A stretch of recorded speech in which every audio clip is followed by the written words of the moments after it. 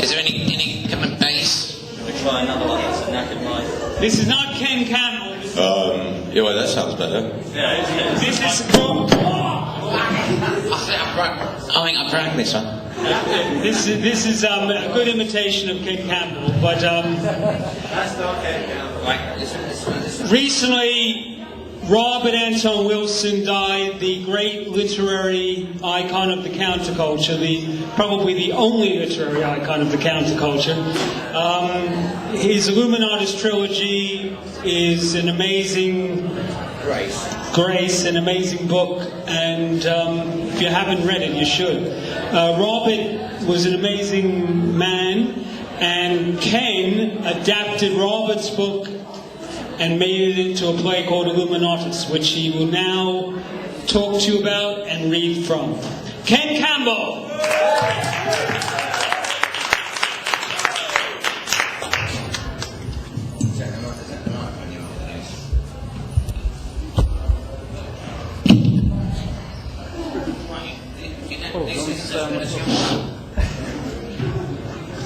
Oh, yes, that's better. Yeah. It was the year when they finally immanentized the eschaton. On April the 1st, the world's great powers came closer to nuclear war than ever before. All because of an obscure island named Fernando Po. By the time international affairs returned to their normal Cold War level, some wits were calling it the most tasteless April-Fool's joke in the history.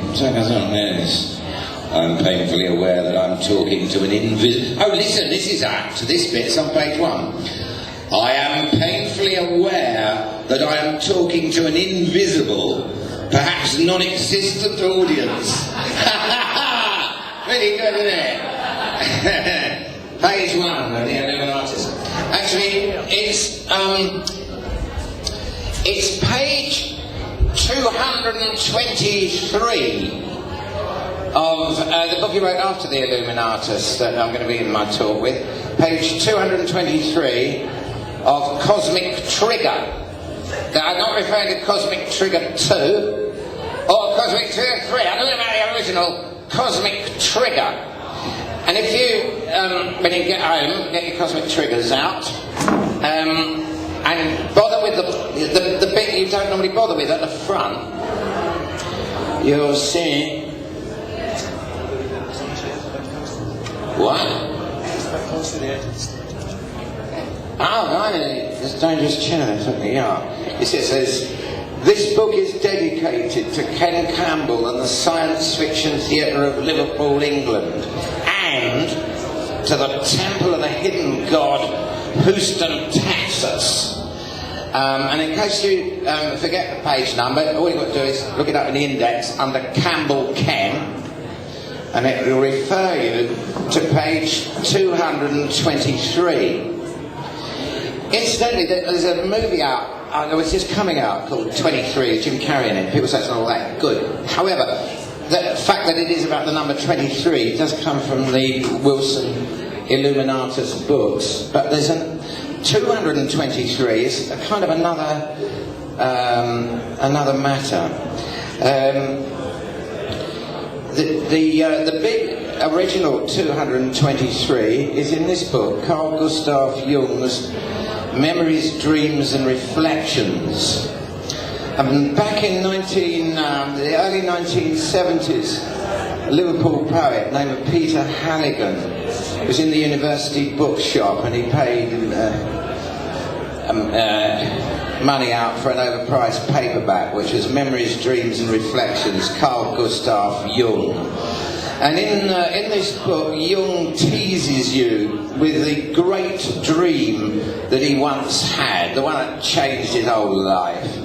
But he says he's not going to tell you yet what it was. And then he said, oh, perhaps I will soon, but no, I don't think I will quite yet. And then finally, on page 223, he tells you his dream. Here, this is what Jung says.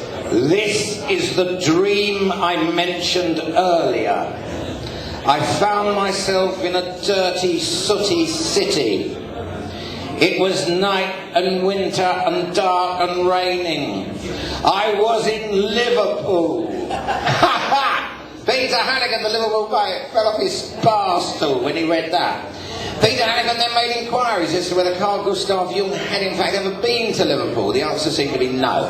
However, it was Peter Hannigan who discovered that Hitler had. Hitler had had an auntie who lived in the Crosby area and as a youth had visited her. But Jung, no.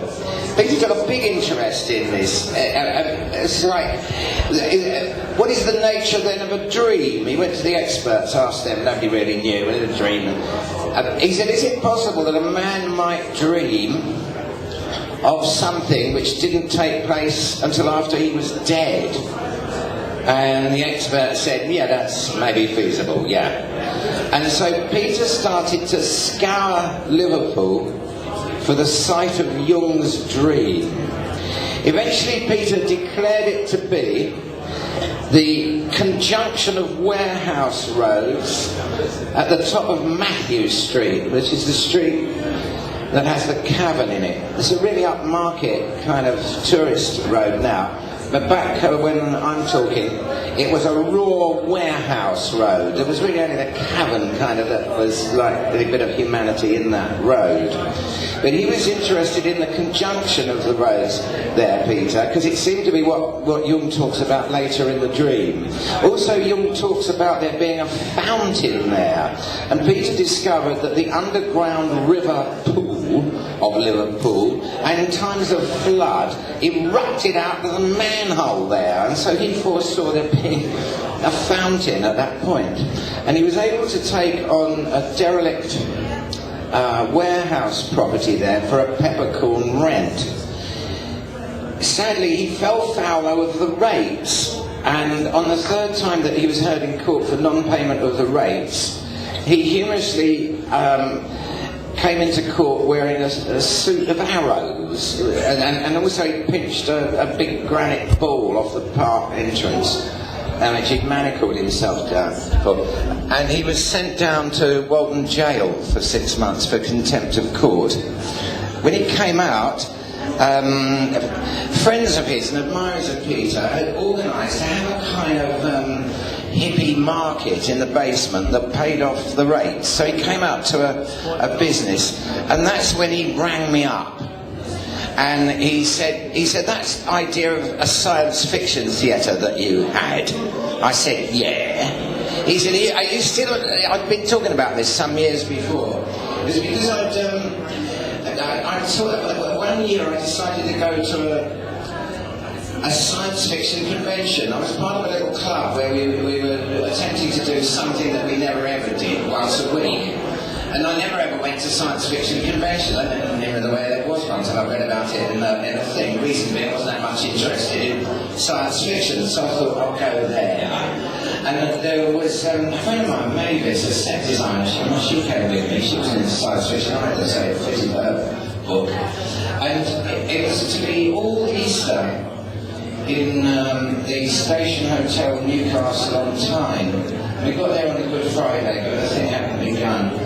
And we were watching out. Are these people science fiction fans, science fiction authors? We didn't know. But once the science fiction people started arriving, you can tell, because they got the light. These geezers have the light. And wow, there's one, and they started arriving, there's another one with the light. We were keeping them well down, because we were people who didn't have the light at that time. Light, there's another one with light. And one time I went up to the bar, and there was a distinguished older man there talking to the younger kind of the fans of science fiction. And he was saying, I think I'd rather ring the changes in my latest one. He said, we're out in hyperspace and the airlock doors are frozen and shut. And when I returned to Mavis, I said, I think we really are somewhere here. And all over the hotel there were these posters up alerting us to the prodigious talent of an author called John Brunner. John Brunner had written this, he'd written that, and anything like that. And I was wondering whether the man with the frozen airlock doors might be John Brunner. And the next day, it seems it would be made clear to us, because the first event proper on the Saturday morning was an event called He's in the Bar. and apparently we were going to get introduced to all this. There was $1,000 in this ballroom to hear who were the famous and the wonderful people who were there for her.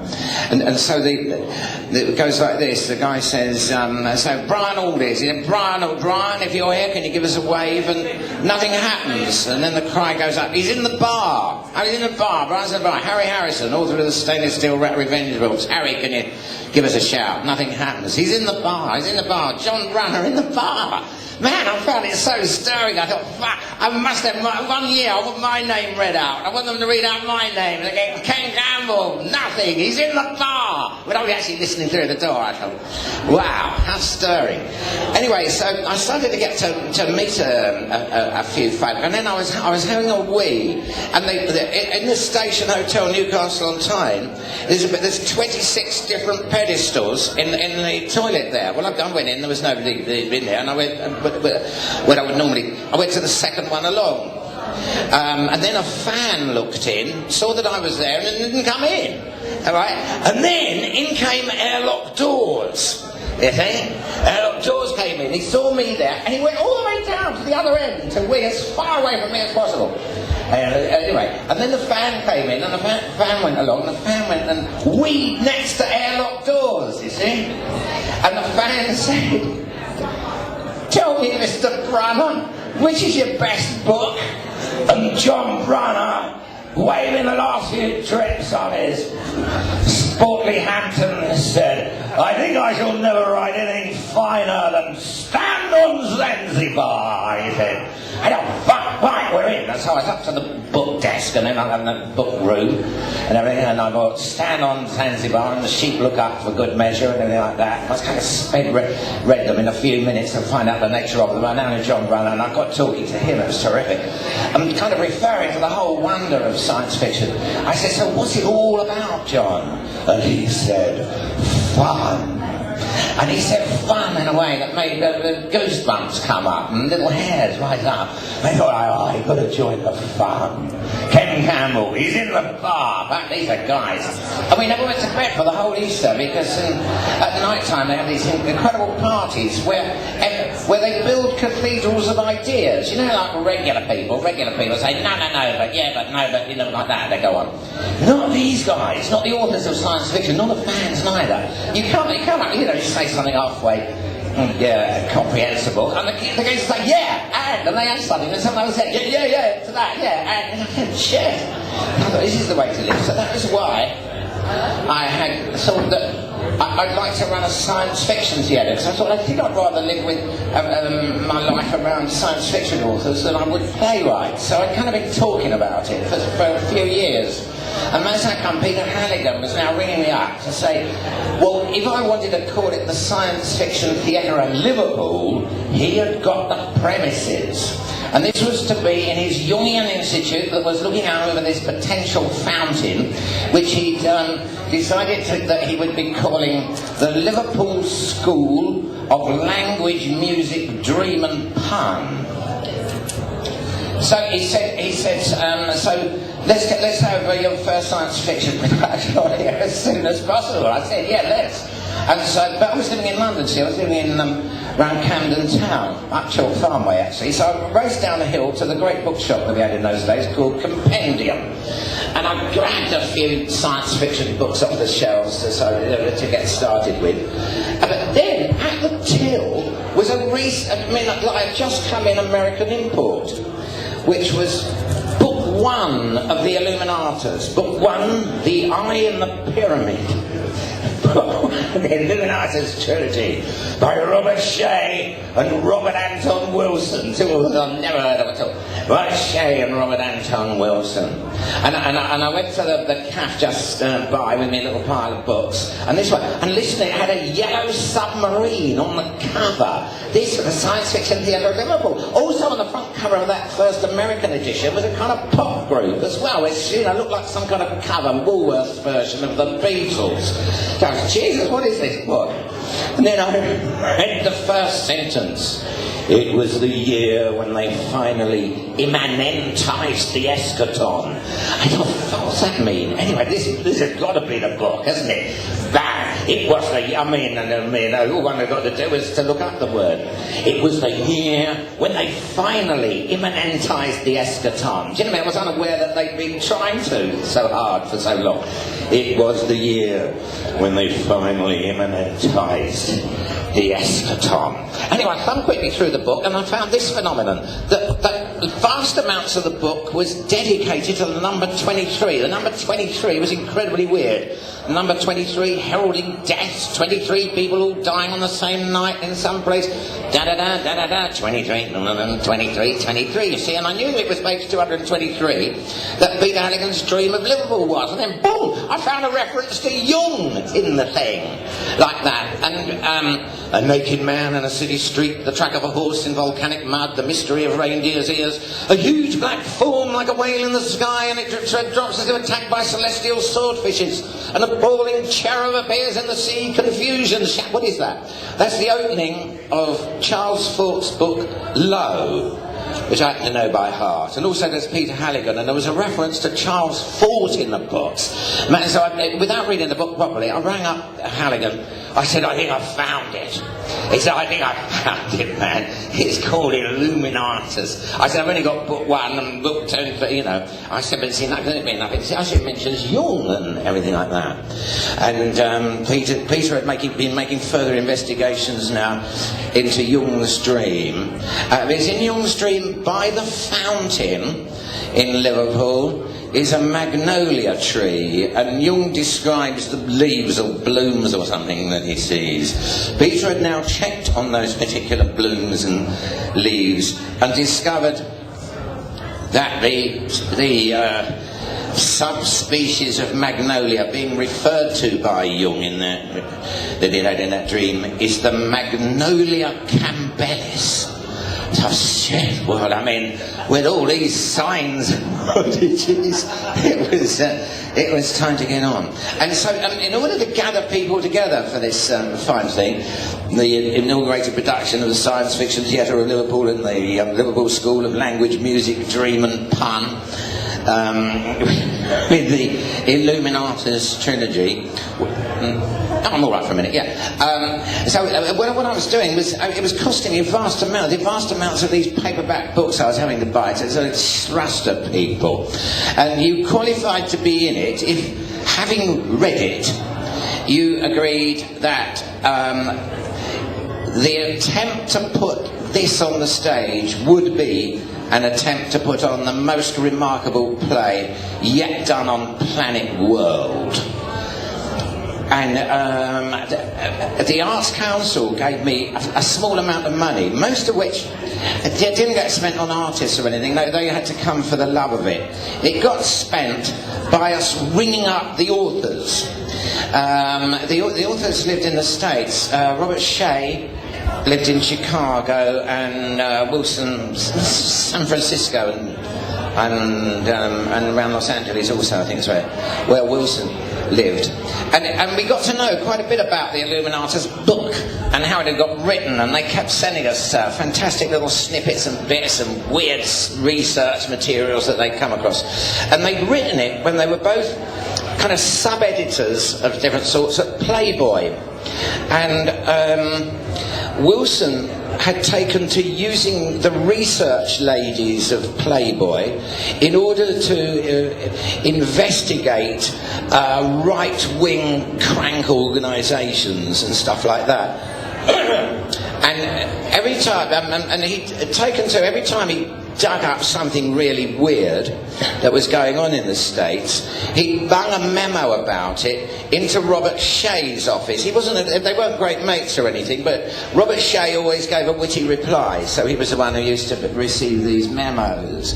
And when Robert Shea had received the 23rd memo, Robert Shea replied with this retort: I think if we imagine 2 New York cops coming across my collection of memos, that we'd be in charge of a mighty book. And then Wilson agreed by not saying yeah, but by depositing chapter 1 this book over to Shay. Shay was a bit right with chapter 2 and so forth, and then it grew into this mountain of thing, which is why it's such a bugger to read. Now, I mean, Illuminatus, it's really multi-referential and very chaotic, and there's got about, I think we counted 680 main characters. It's quite a thing to attempt to put on. And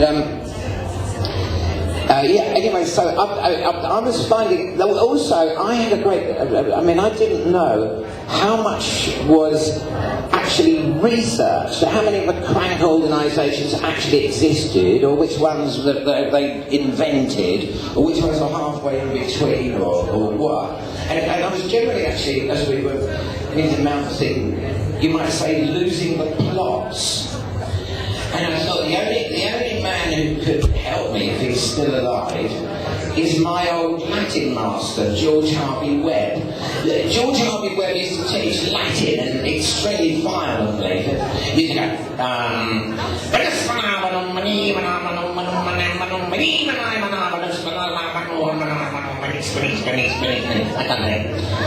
and he did that for 10 minutes, and then you could get him off the subject. And the glory of getting him off the subject was that he knew everything about everything. I mean, he had in his youth, in his young days, he'd been a member of the Hitler Youth. That was early on, when it was kind of all right. And then in the war, you know, he worked for British intelligence. I mean, he knew Alistair Crowley. He had known Alistair Crowley. So, I mean, he was a geezer. And yeah, anyway, so I thought if he's still alive, he'd be the geezer I need to help me. Anyway, he was alive. He was alive. He came immediately to Liverpool, and he started to sort us through a lot of. And not only that, man, he converted this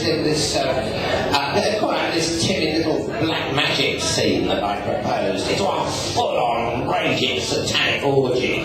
Himself performing the role of Padre Pederastia. Anyway, as I say, we were spending most of the grant money that we had on the expensive phone calls to our heroes over in the States. In fact, the real purpose of putting on the play anyway was to kind of live inside the Illuminatus Trilogy. Do you know what I mean? And try and find out, put your head right in it, give yourself the time to really have to bother with it. That was the purpose. But there was a time when I rang up Shay, and I thought, well, I rang up Shay, I better ring up Wilson. But when I rang up Wilson, he really sounded really odd. I mean, really, very, very peculiar. So I thought, well, I better ring up Shay and tell him that Wilson sounds peculiar. And then Shay said, well, he said, so you haven't heard? I said, no, heard what? He said, well, his youngest daughter, so I think she's only 14, was murdered last week. She was murdered in the bookshop she was working in. And then, I'll tell you something else, it was the minute she was murdered, because Wilson had written loads of articles about, what's it called, that freezing itself, cryonics. He'd written a load of cryonics. Immediately it was out that his daughter had been murdered. The cryonics people were around, offering him a year's free freezing of his murdered daughter. And so he was, and then as he was wrestling with whether to do that or not, an investigation of the body showed that it was actually too far decomposed for meaningful cryonic freezing, apart from the brain. And but they would like to, stick the brain in a thing in the fridge, in a case that it might be for useful clothing later on. And so it was actually while he was wondering whether that would be the way forward or not that I'd rung him. Anyway, so I said we probably won't ring them anymore. We just better get on with the play on now. And so we put it on. And that was grand. It turned out to be. Well, we used to call it 5 plays long, but really it was 4.5. It was 4.5 plays long. And in Liverpool, it used to last kind of all day and into the evening, because it had. What I did was I designed it like a day in a science fiction convention. So you had like sort of mind-boggling information for 40 minutes or so, and then off to the bar, and then they're all in the bar with their heroes, and then, do you know what I mean? And then eventually, good intervals, terrific intervals, and then they're back, and then it would carry on, and then that was how it was in Liverpool. And then it really was an extraordinary business, because the whole of the theatrical press descended on it. It turned out to be, I don't know whether an important thing, but certainly fucking notable. I mean, people, the Guardian reviewed it 3 times within the month. Now they sent Brian all this along, and then they had to send a regular reviewer to check out that he wasn't overdoing it, and then that one went further, and then Brian had to come back again and see it, to see it was all right. It was extraordinary. And the National Theatre was just beginning in those days. So the year is 1976 I'm talking about. And the National Theatre was 2/3 up and running. They've got the 2 main auditoriums, the Olivier and whatever they are, the Littleton were going. But nothing had happened yet with their 3rd wing, the Cottesloe. And the geezers came from the National Theatre to the Liverpool School of Language, Music, Dream and Fun, which it wasn't licensed. It wasn't licensed to sell a cup of tea. Have the world's press arriving. Anyway, and they said, would we like to open that wing, the Cottesloe, with it? And it was my Latin master, George Harvey Webb, who said, you've got to get Robert Anton Wilson over to see it. It was, I think, because he was, had great feelings about the daughter and everything, the state the poor man was in. He was adamant about that, and what George did, he got some money from some woman, and what he did was he wrote a letter to Robert Anton Wilson, as if from the National Theatre, as if there was some fund available, which there absolutely isn't, to fly American authors over if their novels happened to be going on in the National Theatre. They're offering him the trip over. And Wilson said, yeah, he'd be coming. And then we get a phone call from Shay. He said, I understand Wilson's got a grant. He said, well, there ain't no grant for me. And I said, yeah, well, that's right. No, there isn't one for you, but there's one for Wilson. Anyway, Shay said, well, I'll be coming. I think he knew what was going on, actually. It was quite amused. Anyway, so he came as well. And so they both came, and they had a great time, and they were much beloved by the folk. They were kind of rather like the folk, the similar folk to you of those days. It was very much Wilson got on with Hesketh Williams. He loved Hesketh and everything like that, and Hesketh kind of produced various Wilsonia artifacty things, and it was a grand relationship. And then goodbye, and they were away. But when I just went to finally, the reason I'm saying all this, you read here at the beginning, is that Robert Anton Wilson died a few weeks ago, and this is kind of some kind of little memorial speech about it. Wilson and his wife Arlene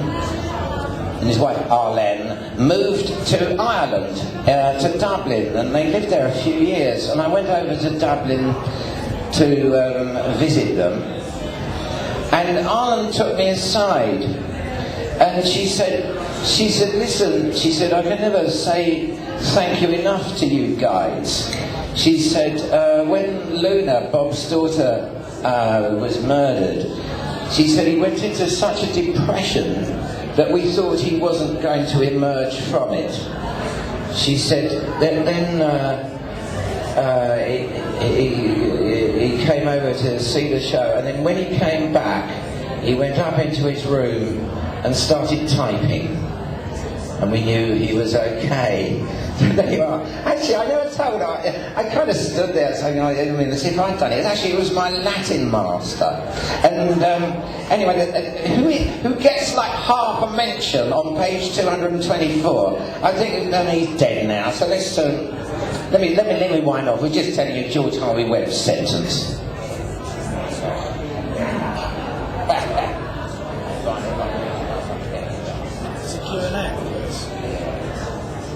Yes, here we are. You mentioned 223. The section of Liverpool. This is Robert Anton Wilson writing. Listen about what I've just been telling you.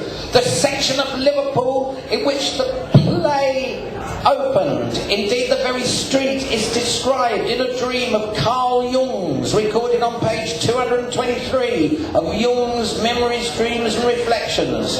The theatre in Liverpool opened the day Jung died. There is a yellow submarine in Illuminatus, and the Beatles first sang Yellow Submarine in that same Liverpool theatre. Well, they didn't actually up the road, you got that one. Now, here we come. Here's George's sentence, ends this paragraph. The actor playing Padre Pederastia in the Black Mass scene had met Alistair Crowley on a train once. Thank you very much.